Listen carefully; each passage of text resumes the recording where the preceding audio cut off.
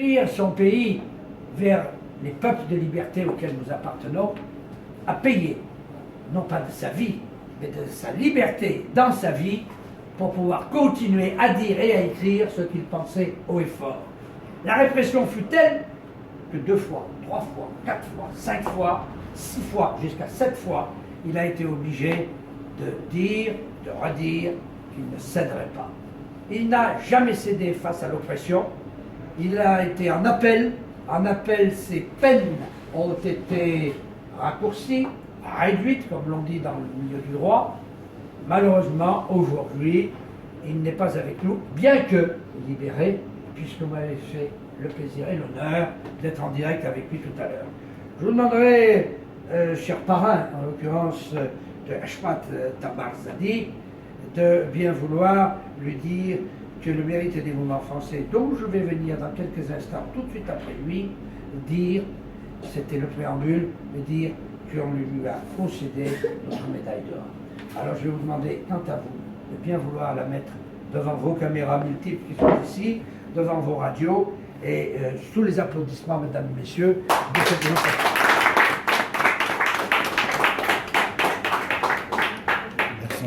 Alors, le mérite des mouvements français, pour dire pourquoi les autres vont suivre, est une institution, c'est une institution qui naquit en 1957, sous la houlette bienveillante d'un général à l'époque qui s'appelait Julien Philippot.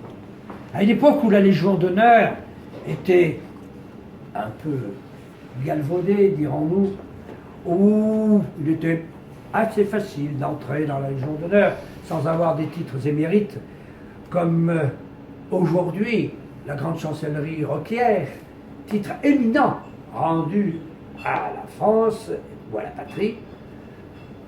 Les 3e, les 4e républiques mettaient un peu plus facilement. D'autres diront n'importe qui.